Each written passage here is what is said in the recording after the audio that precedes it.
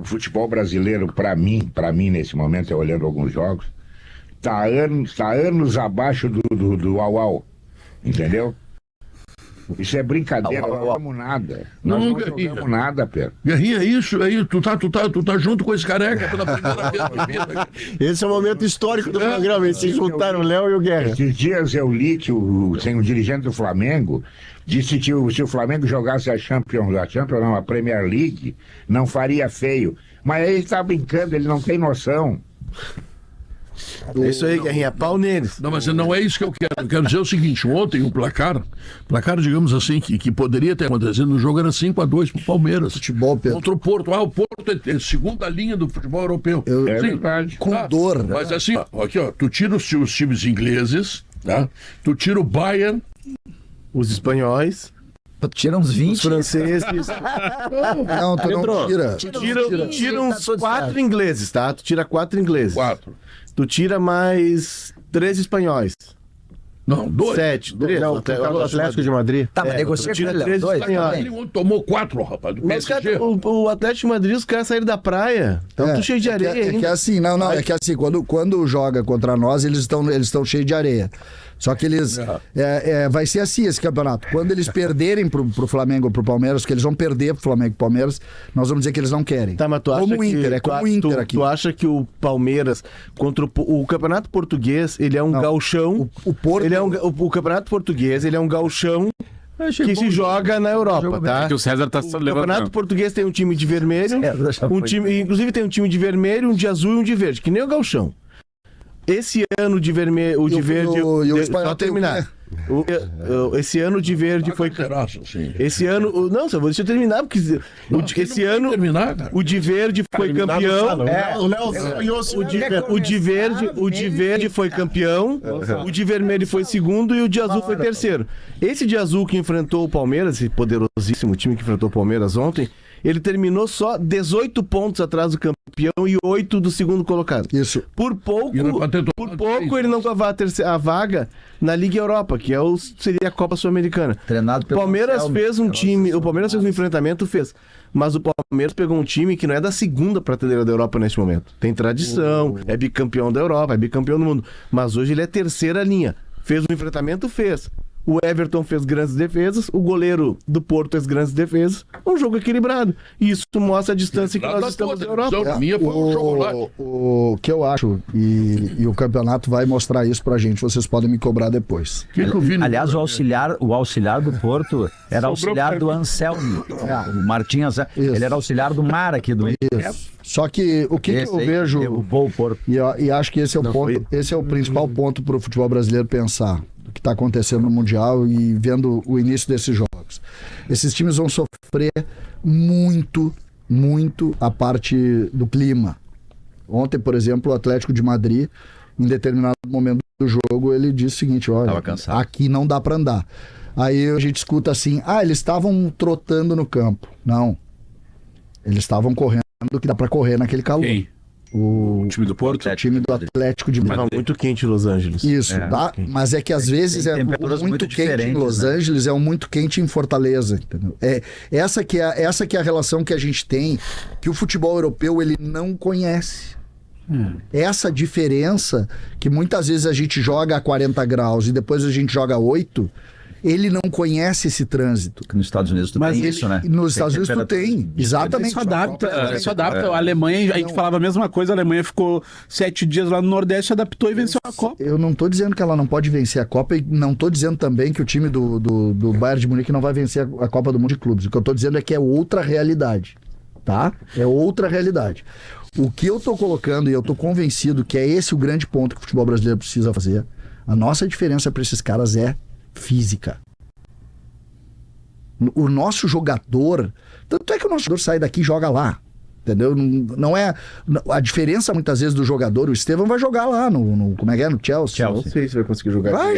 Vai jogar lá. Ontem, por exemplo, tinha um menino no Porto de 18 anos, O M, né? O Rodri Bom jogador. Moura, Rodrigo Moura, com 18 anos. E tinha o Estevão com 18 anos. O Estevão, pra mim, E quando eu vi comentei aquele jogo em Caxias do Palmeiras, o Estevão, pra mim, ele é o cara mais próximo do que pode ser o Neymar. Assim, pode se aproximar do Neymar. Porque ele tem inventividade, ele tem drible. Mas o Neymar sai do Brasil fazendo muito mais que ele, né? Mas assim, o Estevão... O Neymar era muito melhor e o Neymar saiu mais tarde. O Neymar saiu mais tarde. O Estevão com 18 anos... O Estevão com 18 anos e o menino do Porto com 18 anos, o menino do Porto fez enfrentamento e era um adulto jogando com adulto. Foi melhor. O Estevão ainda fisicamente ele é muito abaixo. Não, a primeira coisa ele vai que sentindo o Chelsea. o Chelsea vai fazer lá com os seus fisiologistas é botar corpo no Estevão para ele ficar de pé. E esse é meu medo, Maurício. Porque senão os caras vão jogar no alambrado, ele não vai ficar de pé, não vai jogar. Mas esse é um medo que eu tenho. Dependendo dele, ele vai ter que entender o cenário que... Aqui, por exemplo, o cara dava no meio dele, ele ficava no chão 3 dias... Porque falta, cartão e tal. Lá pode ser que os caras deem a mesma entrada e seja normal. Ou ele entende isso, ou ele vai ficar com os braços abertos lá, Cristo Redentor. Eu acho que a questão mais é de apressar uma... É que ele é mais franzino, né? Ele abre 2 pacas, mas ele é franzino. De apressar uma... Ele vai se adaptar.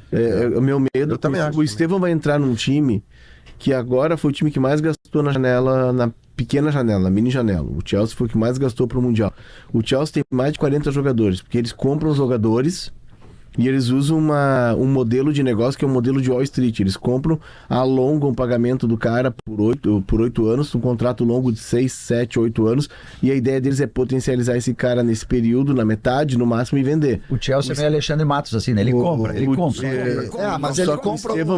O Nata Pescador foi comprado. Não, mas era outro dono. Agora são os norte-americanos com um modelo de negócio baseado em Wall Street. Os caras são de Wall Street, eles trouxeram um modelo de negócio novo pro futebol. Mas eu não... Então o Estevão é um cara que vai chegar lá, César, e ele vai encontrar um vestiário super lotado e eu não sei se ele vai ter o espaço que ele precisa. E a gente precisa dele pra Copa. Pode ser que não seja o Estevão. É que, na verdade, o que eu quero colocar é que pra mim é físico o problema.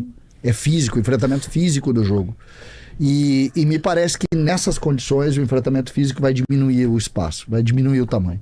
E vai fazer com que os times brasileiros... Ontem, por exemplo, eu vi o Botafogo com muitos problemas físicos também no enfrentamento. O segundo tempo, olaria do Botafogo. É físico. Mas o Palmeiras terminou melhor que o Porto, César. Mas eu acho que o Palmeiras... Fisicamente. Eu acho que o Palmeiras, ele tá num estágio superior fisicamente. Ele tá num estágio... Hoje, por exemplo, nós vamos ver o Flamengo, tá? O time é menor. É que sempre vai ter... Eu acho que quando chegou nesse campeonato aí, nós temos que diminuir as distâncias. Todo jogo é jogo. Mas foi 10-0, jogo do Bayern. Tá bom, time amador.